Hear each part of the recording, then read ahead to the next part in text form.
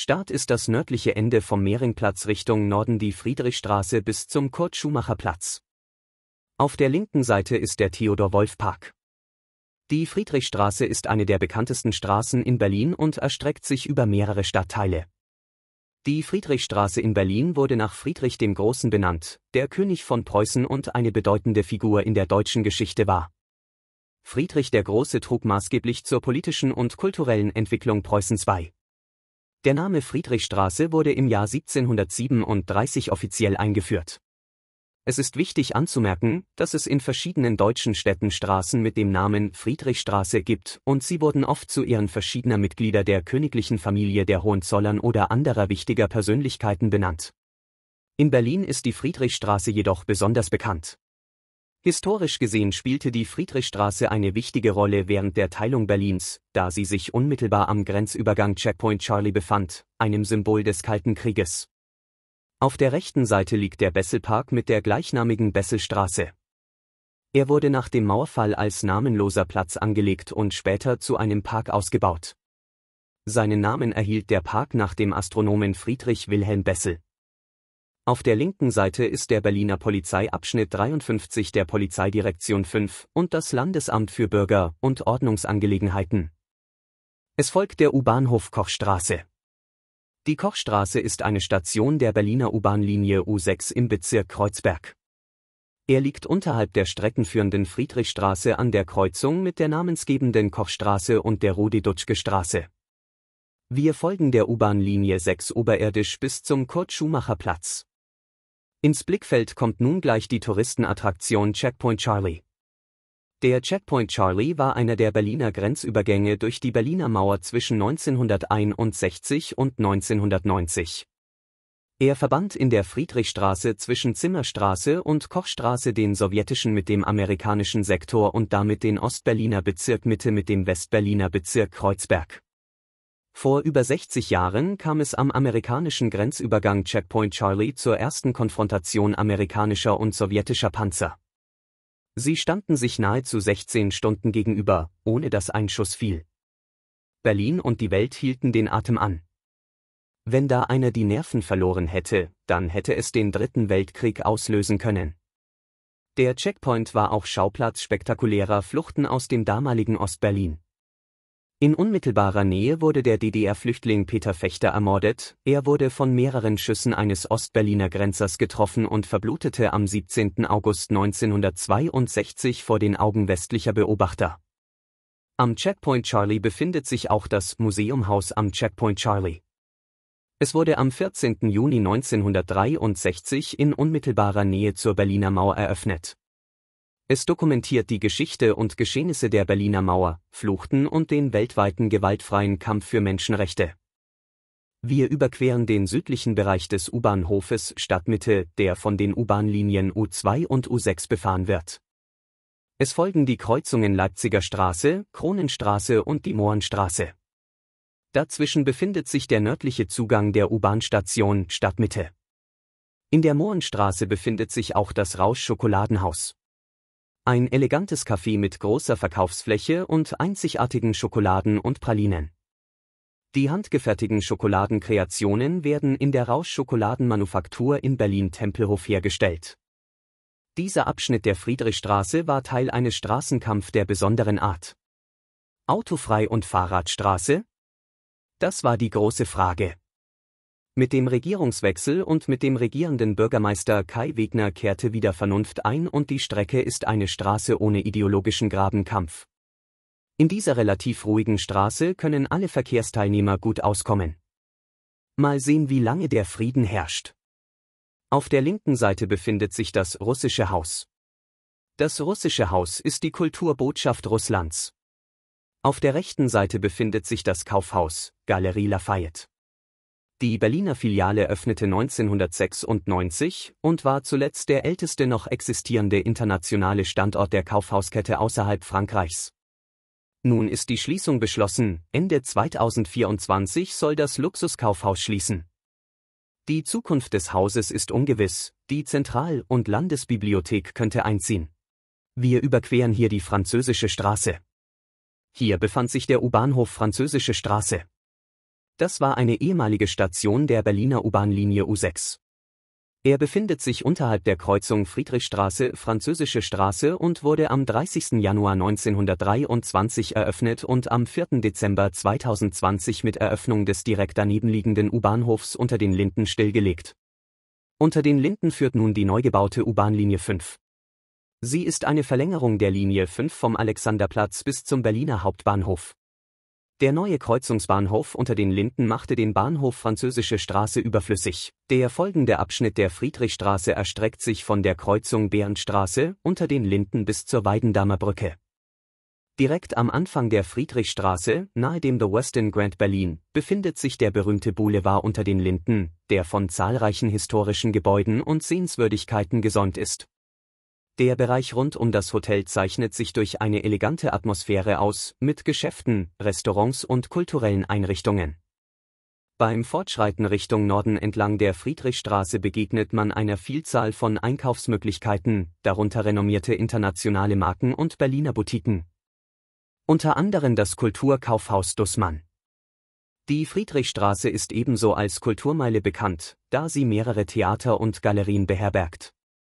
Der Bereich rund um den S-Bahn- und U-Bahnhof Friedrichstraße und den Tränenpalast ist besonders interessant und historisch bedeutsam. Das Admiralspalast-Theater ist ein herausragender Ort für Konzerte, Musicals und andere kulturelle Veranstaltungen. Der S-Bahn- und U-Bahnhof Friedrichstraße ist einer der wichtigsten Verkehrsknotenpunkte in Berlin. Hier treffen sich verschiedene S-Bahn- und U-Bahn-Linien und bieten eine bequeme Anbindung an das öffentliche Verkehrsnetz der Stadt. Der Bahnhof ist nicht nur ein Verkehrsknotenpunkt, sondern auch ein geschäftiger Ort mit zahlreichen Einkaufsmöglichkeiten, Cafés und Restaurants. Der Tränenpalast, der sich ebenfalls in unmittelbarer Nähe des Bahnhofs Friedrichstraße befindet, hat eine bewegte Geschichte. Ursprünglich diente der Gebäudekomplex als Grenzübergangsstelle zwischen Ost- und Westberlin während der deutschen Teilung. Der Name Tränenpalast entstand aufgrund der emotionalen Abschiede von Familien und Freunden, die sich hier trennen mussten. Heute ist der Tränenpalast ein Museum, das an die Geschichte der deutschen Teilung erinnert und einen Einblick in das Leben in dieser turbulenten Zeit bietet. Zeitweise war er auch eine gefragte Location der Techno-Szene. In Richtung Norden gelangt man schließlich zur Weidendamer Brücke, die die Friedrichstraße über die Spree führt. Die Brücke bietet einen malerischen Blick auf den Fluss und die umliegende Stadtlandschaft. Die Weidendamer Brücke überquert die Spree und verbindet die östliche und westliche Seite der Stadt. Von der Brücke aus hat man einen Blick auf die Ufer der Spree und die umliegenden Gebäude, unter anderem zur Museumsinsel und Bode-Museum. Die Brücke selbst ist architektonisch interessant. Die Friedrichstraße erstreckt sich weiter nördlich von der Weidendamer Brücke bis zur Torstraße. Auf diesem Abschnitt begegnet man bedeutenden kulturellen Einrichtungen und historischen Orten. Das Berliner Ensemble, ein renommiertes Theater mit deutscher Theatergeschichte, befindet sich links von der Friedrichstraße. Das Ensemble wurde 1949 von Bertolt Brecht und seiner Frau Helene Weigel gegründet. Der Friedrichstadtpalast, rechts, ist ein weiteres markantes Gebäude auf diesem Abschnitt der Straße. Dieses Theater ist nicht nur für seine beeindruckende Architektur bekannt, sondern auch für seine spektakulären Shows und Veranstaltungen. Der Friedrichstadtpalast ist eine der wichtigsten Bühnen für Varieté und Entertainment in der Stadt und beherbergt auch den Quatsch Comedy Club. Weiter geht es zum Oranienburger Tor, das sich auch auf diesem Abschnitt der Friedrichstraße befindet. Hier gibt es historische Sehenswürdigkeiten wie die Neue Synagoge. Die Neue Synagoge ist ein beeindruckendes Beispiel für maurische Architektur und ein wichtiges Denkmal für die jüdische Geschichte. Schräg gegenüber befand sich auch das sogenannte Kulturzentrum Tacheles.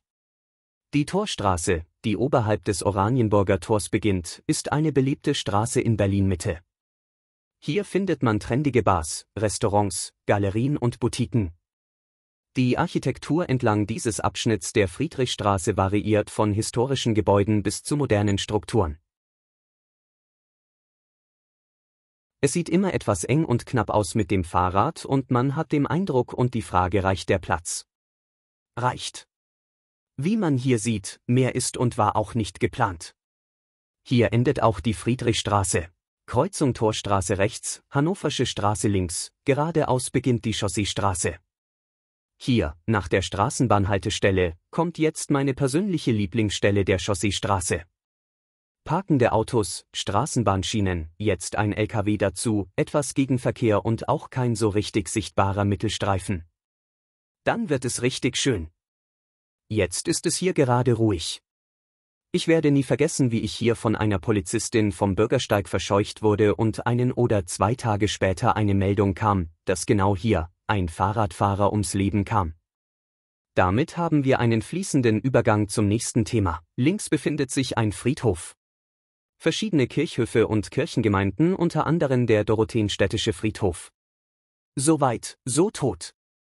Hier befindet sich eine Grabstätte der Teilnehmer des deutschen Widerstands gegen den Nationalsozialismus. Ein hochaufragendes Kreuz aus Waldstahlprofilen und ein Steinquader erinnern an Widerstandskämpfer, die von den Nationalsozialisten ermordet wurden. Der Stein trägt die Namen von Klaus Bonhoeffer, Hans John, Richard Künzer, Karl Adolf Max, Wilhelm Zurniden, Friedrich Justus Perels, Rüdiger Schleicher und Hans Ludwig Sirks. Sie waren am missglückten Attentat auf Adolf Hitler am 20. Juli 1944 beteiligt. Erinnert wird darüber hinaus an Dietrich Bonhoeffer und Hans von Dohnanyi, die in den Konzentrationslagern Flossenbürg bzw. Sachsenhausen ermordet wurden, sowie an Justus Delbrück, der das Kriegsende erlebte, aber wenig später in russischer Haft starb. Sehr interessant ist, wer hier alles noch so rumliegt. Es ist ein Prominentenfriedhof. Bekannte Persönlichkeiten wie die Philosophen Hegel und Fichte, die Künstler und Architekten Schinkel, Schadow und Rauch, gefolgt von Literaten und Schauspielern wie Bertolt Brecht, Helene Weigel, Heinrich Mann, Anna Seekers, Christa Wolf, Johannes Erbecher, Hans Eisler, Bärbel Bohly, Heiner Müller, Rudolf Barrow, Herbert Marcuse, Wolfgang Hilbig, ein ehemaliger regierender Bürgermeister, Dietrich Stobbe, der Altbundespräsident Johannes Rau, Egon Bahr, Stefan Hermlin, Rudolf Barrow, Lothar Bisky, Günter Gauss, Hans Modrow. Ferner liegen hier Erwin Geschonek, John Hartfield, Stefan Hermlin, Gisela May, Bernhard Minetti, Hans-Peter Minetti, Otto Sander, Horst Schädtle, Walter Schmiedinger, George Tabori, Hilmar Tate. Sogar der Teufel, Fritz Teufel, Westberliner Kommunade und Apoaktivist, hat hier seine Ruhestätte gefunden. Ferner ruhen hier viele Persönlichkeiten, die vielen wahrscheinlich völlig unbekannt sind, sich aber in den Berliner Straßennamen wiederfinden und dadurch bekannt sind. Mittlerweile haben wir die Zentrale des Bundesnachrichtendiensts, BND, erreicht. Bis 2019 war der Sitz des BND in Pullach bei München. Zuvor war auf dieser Fläche das Stadion der Weltjugend. Das 1950 als Walter-Ulbricht-Stadion eröffnete Stadion war mit einer Zuschauerkapazität von 50.000 eines der größten Leichtathletik- und Fußballstadien der DDR. Es wurde 1992 im Zuge der Bewerbung Berlins für die Olympischen Sommerspiele 2000 abgerissen. Von Oktober 2006 bis Februar 2018 wurde auf dem Areal im Bezirk Mitte die neue Zentrale des Bundesnachrichtendienstes errichtet. Wir befinden uns nun im Bereich der U-Bahn-Station Schwarzkopfstraße. Auf der Liste der prominenten Verstorbenen auf dem Dorotheenstädtischen Friedhof taucht auch der Name Schwarzkopf auf. Die Schwarzkopfstraße und die gleichnamige U-Bahn-Station wurde nach dem Unternehmer Louis Schwarzkopf benannt, der in der benachbarten Chausseestraße die Berliner Maschinenbau AG betrieb. Anders als die Namensgeber der benachbarten Pflugstraße und Wüllertstraße, ebenfalls Schwerindustrielle, lebte Schwarzkopf zum Zeitpunkt der Benennung noch.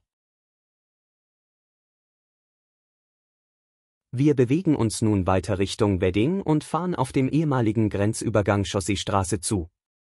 An der Chaussee-Ecke Liesenstraße lag eine Grenzübergangsstelle der DDR zur Einreise für Westberliner nach Ostberlin. Am 8. April 1989 allerdings kam es zu einem Fluchtversuch. 2 junge Männer übersprangen den Schlagbaum am Grenzübergang und wurden durch Warnschüsse gestoppt. Die letzten Warnschüsse "Wir sind das Volk" gingen an das DDR-Regime, was mit dem Fall der Mauer endete. Rechts hatten wir einen kleinen Park passiert, in dem die Südpanke fließt, einen Abzweig der Panke, die im weiteren Verlauf der Straße überquert wird. Auf der linken Seite befindet sich das Erika-Hess-Ei-Stadion. Namensgeberin ist die ehemaligen Weddinger Bezirksbürgermeisterin Erika Hess. Es folgen Bürogebäude und Produktionsstätten der Bayer AG. Den meisten Berliner ist der Name Schering vertraut. Schering war bis zu der Übernahme durch Bayer im Jahr 2006 ein selbstständiges, börsennotiertes Pharmaunternehmen mit mehr als 25.000 Mitarbeitern in 160 Tochtergesellschaften weltweit und mit ca. 5,3 Milliarden Euro Umsatz, 2005. Der Hauptsitz befand sich in Berlin-Wedding. Gegenüber befindet sich der Weddingplatz mit der syrisch-orthodoxe Kirche Mor Isozoel und die Zugänge der U-Bahn U6 Reinickendorfer Straße. Ab den Bürogebäuden der Bayer AG beginnt auch die Müllerstraße. Müllerstraße? Fragezeichen, wer musste dafür sterben? Nun ja, ganz früher waren dort viele Getreidemühlen angesiedelt. Die Straße war um 1800 der größte Mühlenstandort Berlins. Der Beruf des Müllers ist Namensgeber der Straße und nicht irgendeiner Persönlichkeit. Die Straße hat also viel mit Arbeit und fleißigen Menschen zu tun. Im weiteren Straßenverlauf befindet sich auf der linken Seite die Berliner Parteizentrale der Sozialdemokratischen Partei Deutschland, SPD. Diese Partei hatte früher auch etwas mit Arbeit und Arbeitern zu tun. Der Kabarettist Dieter Nuhr bringt es auf den Punkt: Die SPD war eine Arbeiterpartei, jetzt ist sie die Partei für diejenigen, die nicht arbeiten. Und das sind weniger. Noch. Und wie das Schicksal es so will, befindet sich in dem Eckhaus, in dem die SPD ihr Lager hat, auch ein Theater. Also ganz viel Theater mit dieser Partei. Und als ob das nicht reicht, ist quasi vis-à-vis das Arbeitsamt Berlin-Mitte. Jetzt Jobcenter genannt. Wenn im Fernsehen ein Berliner Jobcenter gezeigt wird, dann ist es immer dieses Gebäude. Wir unterfahren die Brücke der Gleisanlagen der Deutschen Bahn und der S-Bahn, die auch den S-Bahn- und U-Bahn-Stationen beheimaten. Es folgt auf der rechten Seite das besagte Jobcenter und der Max-Joseph-Metzger-Platz. Die Berliner SPD-Zentrale, links, lassen wir links liegen. Erwähnenswert ist allerdings die St. Joseph-Kirche, eine römisch-katholische Pfarrkirche auf der linken Straßenseite, eingebettet in die Häuserflucht. Seit dem 21. April 1994 trägt der Platz, rechts, seinen Namen im Gedenken an Pfarrer Max Joseph Metzger. Neben dem Gedenkstein für Metzger gibt es noch eine Trümmerstele. Die 12 Meter hohe Trümmersäule, die mit 40.000 Mosaiksteinen aus Trümmerschutt die damalige Vorstellung von Sklaverei, Zerstörung, Aufbau bzw. Wiederaufbau Berlins und Demokratie widerspiegeln soll, ist jeweils auf einer Seite der Stele dargestellt.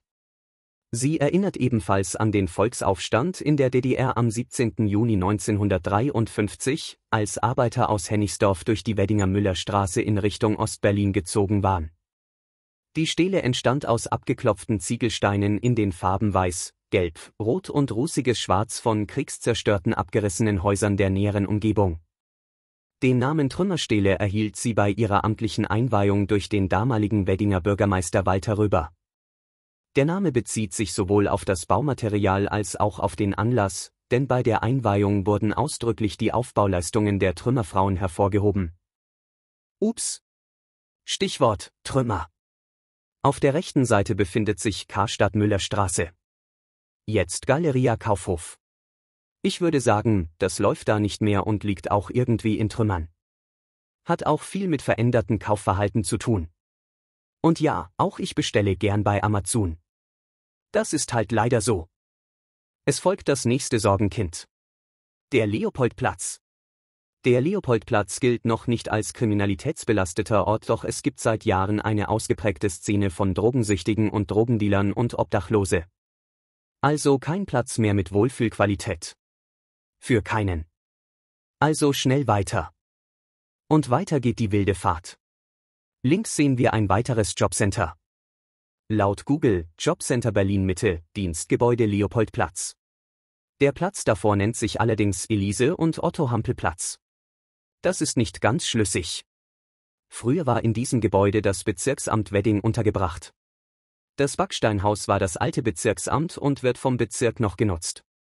Die Bezirke Mitte, Wedding und Tiergarten fusionierten zum Bezirk Mitte von Berlin und machten das bestehende Gebäude überflüssig. Der Platz und eine Gedenkstele erinnern an das Schicksal des Ehepaars Hampel. Das Schicksal der beiden wurde 1947 zum Vorbild für Hans Falladers Roman Jeder stirbt für sich allein. Zwischen September 1940 und September 1942 verfassten sie Postkarten und etwa 200 Handzettel, in denen sie zum Widerstand gegen den Nationalsozialismus und zur Behinderung der Kriegsplanungen aufriefen und die sie in Treppenhäusern überwiegend im Umfeld ihrer Wohnung in Wedding niederlegten. Nach Ermittlungen, die 2 Jahre dauerten, bis die Urheber aufgrund des Hinweises einer Denunziantin gefasst wurden.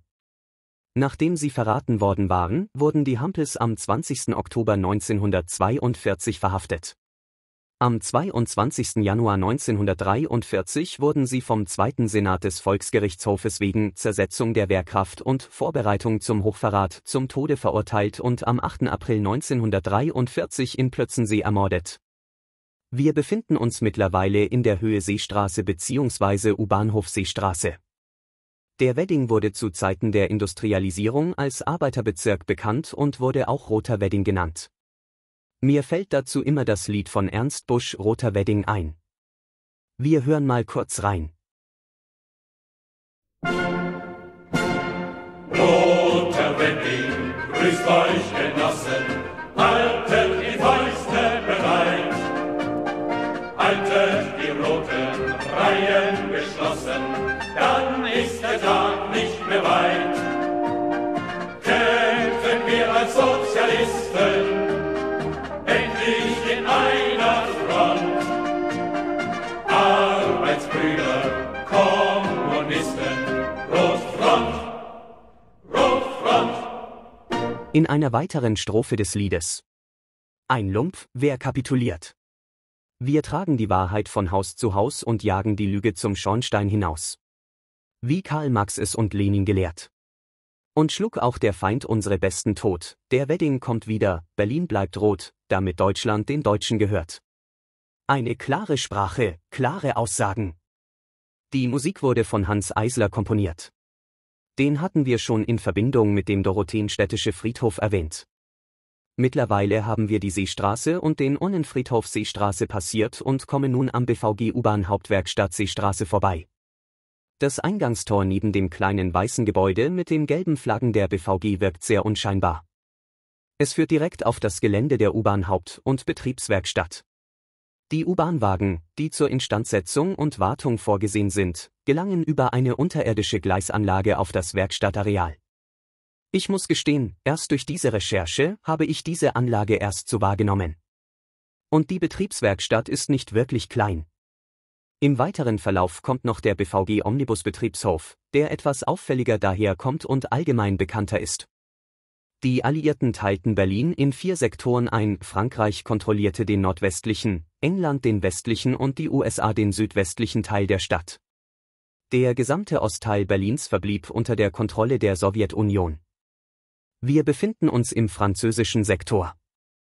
Zur linken Seite befindet sich ein großer Park, der Volkspark Rehberge, dem unmittelbar sich der Goethepark anschließt, sowie das Strandbad Plötzensee. Der Name Plötzensee wurde schon vorher im Laufe der Fahrt erwähnt. Durch den Spandauer Schifffahrtskanal getrennt befindet sich dort die Gedenkstätte Plötzensee. Zwischen 1934 und 1945 verurteilt der Volksgerichtshof mehr als 5600 Menschen vor allem aus Deutschland, Österreich und aus dem besetzten tschechischen Gebiet wegen politischer Straftaten zum Tode. Von ihnen werden mehr als 1500 im Strafgefängnis Berlin-Plötzensee ermordet. Insgesamt wurden zwischen 1933 und 1945 im Gefängnis Plötzensee 2891 Todesurteile vollstreckt, unter anderem an Mitgliedern der Roten Kapelle, der Herbert-Baum-Gruppe, Teilnehmern des gescheiterten Umsturzversuchs vom 20. Juli 1944 und an Mitgliedern des Kreisauer Kreises. Auf der rechten Seite befindet sich ein weiterer großer Park. Der Schillerpark mit dem sogenannten englischen Viertel. Benannt ist das Viertel nach den Straßennamen, die wiederum nach britischen und irischen Städten benannt sind, wie beispielsweise die Londoner Straße, die Edinburgher Straße, die Dubliner Straße oder die Bristolstraße. Das Viertel wird durch den Schillerpark in seiner Mitte geprägt. Das englische Viertel ist fast ausschließlich eine Wohngegend, in der sich mehrere Großsiedlungen befinden, wie beispielsweise die Siedlung Schillerpark. Zu den wenigen Geschäftsbauten gehören der Betriebshof Müllerstraße, die Hauptwerkstatt Seestraße der Berliner Verkehrsbetriebe und das Paul-Gerhardt-Stift, eine Stiftung zur Pflege von Kindern, Kranken und Alten. Hier fahren wir gerade evangelischen Domfriedhof Müllerstraße vorbei. Links gegenüber erstreckt sich das sogenannte afrikanische Viertel. Auch hier lauten die Straßennamen entsprechend: Afrikanische Straße, Ghana-Straße, Guinea-Straße, Kameruner Straße, Kongo-Straße, Mohasi-Straße, Sansibar-Straße, Senegal-Straße, Togo-Straße, Uganda-Straße, um einige zu nennen. Kontroversen gab es um einige Namensgebungen im Viertel. Insbesondere die nach Akteuren des Kolonialismus benannten Straßen, wie die Lüderitz-Straße, Petersallee und der Nachtigallplatz. Diese sind und waren immer wieder Ziel von Initiativen zur Umbenennung. Hinter dieser Backsteinfassade rechts verbirgt sich ein relativ großer Omnibusbetriebshof der Berliner Verkehrsbetriebe, BVG. Der Betriebshof wurde 1927 eröffnet und er war bei seiner Inbetriebnahme der zweitgrößte Straßenbahnhof Berlins. Er diente bis 1958 der Straßenbahn und wird seit 1960 als Omnibushof genutzt. Die Anlage umfasst neben dem eigentlichen Hof einen ihn umgebenden Wohnblock mit etwa 300 Wohnungen. Das Personal sollte in Zeiten von Wohnungsnot und Klassenkampf an die Firma gebunden werden. So entwarf man nicht nur den eigentlichen Betriebshof mit seiner riesigen Wagenhalle, sondern bebaute auch den Blockrand mit Wohnhäusern für die Arbeiter und Angestellten. An den Seiten zur Einfahrt wurden zwei 32 Meter hohe Torgebäude errichtet, hier kam die Verwaltung unter. Die Gesamtanlage steht unter Denkmalschutz. Wir befinden uns jetzt in der Höhe U-Bahnhof Afrikanische Straße, die vorne links in die Müllerstraße mündet. Berlin verfügt über sehr viele Grünflächen und Parks und sehr große Parkanlagen. Auch gibt es ebenso viele Kleingartenanlagen und Friedhöfe. Links der Straße, die jetzt zur Scharnweberstraße wird, gibt es eine weit ausgestreckte Kleingartenanlage, die sich bis zum Volkspark Jungfernheide erstreckt. Davor ist noch der Volkspark Rehberge und im Anschluss die Julius-Leber-Kaserne. Rechts der Scharnweberstraße befinden sich diverse Friedhöfe. Das wären hier Kirchhof Dorotheenstadt, Dankeskirchhof, Dankes- und Nazareth-Friedhof, Friedhof St. Hedwig, Katholische Friedhof St. Sebastian, Städtischer Friedhof Reinickendorf und eine Grabstelle polnischer Zwangsarbeiter. Wir nähern uns jetzt unserem Ziel. Der Kurt-Schumacher-Platz ist ein wichtiger Verkehrsknotenpunkt im nördlichen Berliner Ortsteil Reinickendorf im gleichnamigen Bezirk. Benannt wurde er am 4. August 1955 nach dem Sozialdemokraten Kurt Schumacher. Und nebenbei erwähnt: Die Berliner SPD-Zentrale in der Müllerstraße hat auch den Namen Kurt-Schumacher-Haus. Am Platz kreuzen sich die Scharnweberstraße in Richtung Tegel und in Richtung Wedding sowie der Kurt-Schumacher-Damm in Richtung Süden, der zum Flughafen und auf die Autobahn führt. Über die Ollenhauer Straße geht es in die nördlichen Ortsteile Hermsdorf, Frohnau und Wittenau. Am Kurt-Schumacher-Platz befindet sich außerdem der gleichnamige Bahnhof der Linie U6. Kurt-Schumacher-Platz, das war ein ganz besonderer Platz, denn hier befand sich die Einflugschneise des damaligen Berliner Flughafen Berlin-Tegel. Zu Zeiten des Betriebes des benachbarten Flughafens passierten Flugzeuge beim Start oder im Landeanflug den Platz in relativ geringer Höhe. Wer den Maschinen noch näher sein wollte, konnte auf dem Parkdeck des Einkaufszentrums die Flugzeuge hautnah verfolgen, die dann direkt über die Köpfe flogen.